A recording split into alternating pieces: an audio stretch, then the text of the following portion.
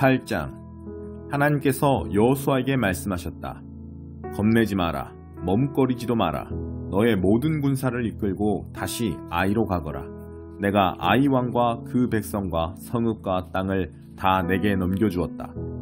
여리고와 그 왕에게 한 것처럼 아이와 그 왕에게도 행하여라. 이번에는 재물과 가축을 너희 마음껏 전리품으로 취해도 좋다. 성 뒤쪽에 군사들을 매복시켜라.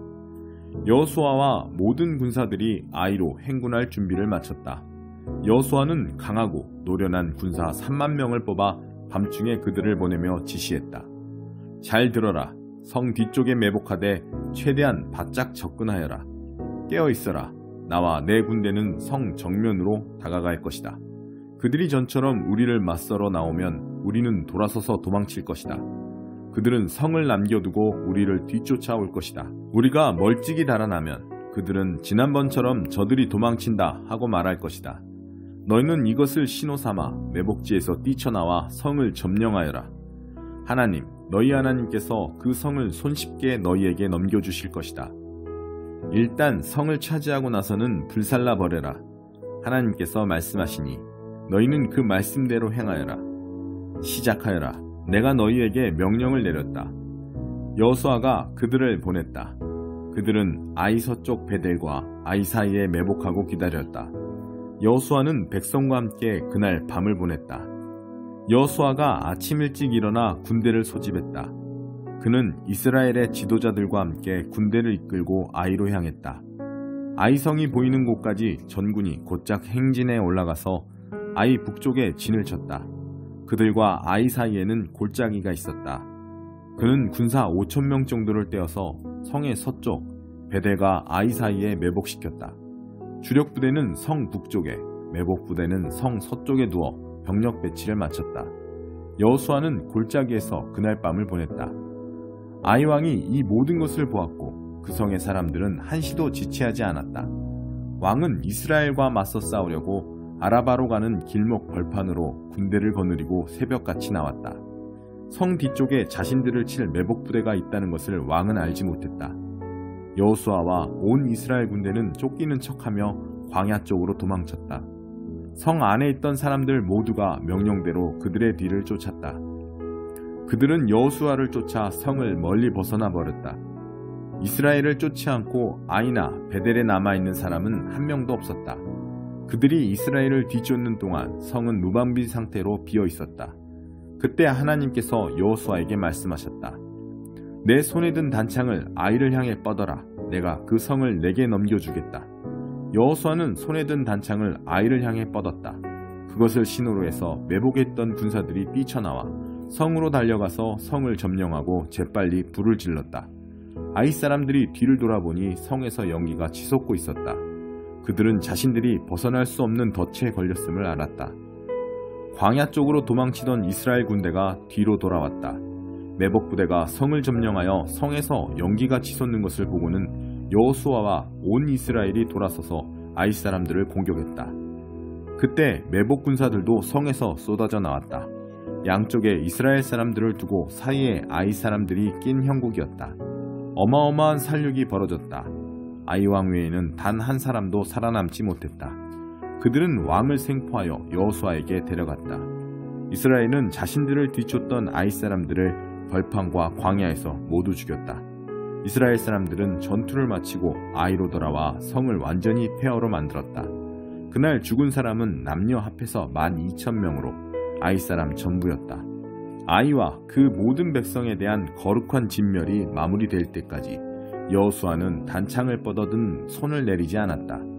이스라엘은 그 성에 남아있는 가축과 전리품을 취했다. 하나님께서 여호수아에게 지시하신 대로 행한 것이다. 여호수아는 아이를 잿더미로 만들었다. 영원히 아무것도 없는 무더기요 존재하지 않는 곳으로 만들어버린 것이다. 그곳은 오늘까지 그대로 남아있다. 여호수아는 아이 왕을 나무에 매달았다. 저녁 무렵 해가 지자 여호수아는 시체를 나무에서 내리라고 명령했다. 사람들은 시체를 성 입구에 버리고 그 위에 돌무더기를 높이 쌓았다. 그곳도 오늘까지 그대로 남아있다. 이 일 후에 여호수아가 에발산에서 이스라엘의 하나님께 제단을 쌓았다. 그는 하나님의 종 모세가 이스라엘 백성에게 내린 지시를 따라 모세의 계시의 책에 기록된 대로 제단을 쌓았다. 쇠 연장으로 깎거나 다듬지 않은 돌로 쌓은 제단이었다. 그들은 그 위에 번제와 화목제를 하나님께 드렸다. 또한 여호수아는 이스라엘 백성이 지켜보는 앞에서 모세의 계시를 돌에 새겨 넣었다. 온 이스라엘이 외국인과 본국인 할 것 없이 장로와 관리, 재판관들과 함께 하나님의 언약궤를 맨 레위 제사장들을 사이에 두고 마주하여 궤 양편에 섰다. 전에 하나님의 종 모세가 명령한 대로 이스라엘 백성을 축복하기 위해 백성의 절반은 그리심산을 등지고 서고 절반은 에발산을 등지고 섰다. 그 후에 여호수아는 계시에 기록된 모든 것, 축복과 저주, 계시의 책에 있는 모든 말씀을 낭독했다. 모세가 명령한 모든 것 가운데서 여호수아가 온 회중, 남자와 여자와 아이들, 그리고 그들과 여정을 함께한 외국인들에게 낭독해주지 않은 말씀은 하나도 없었다. 9장. 요단강 서편의 산지와 작은 언덕과 레바논 북쪽의 지중해 연안에 살고 있는 헷사람, 아모리 사람, 가나안 사람, 브리스 사람, 히위 사람, 기르가스 사람, 여부스 사람의 왕이 그 소식을 들었다.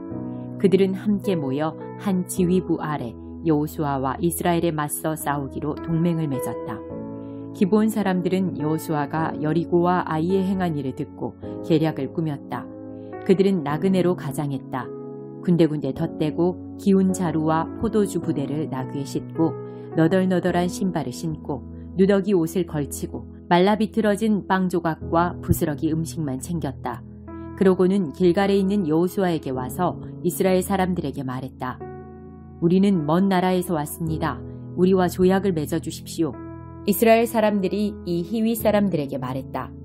당신들이 이 지방 사람이 아니라는 것을 어떻게 알고 우리가 당신들과 조약을 맺을 수 있겠소? 그들이 여호수아에게 말했다. 우리가 당신의 종이 되겠습니다. 여호수아가 말했다.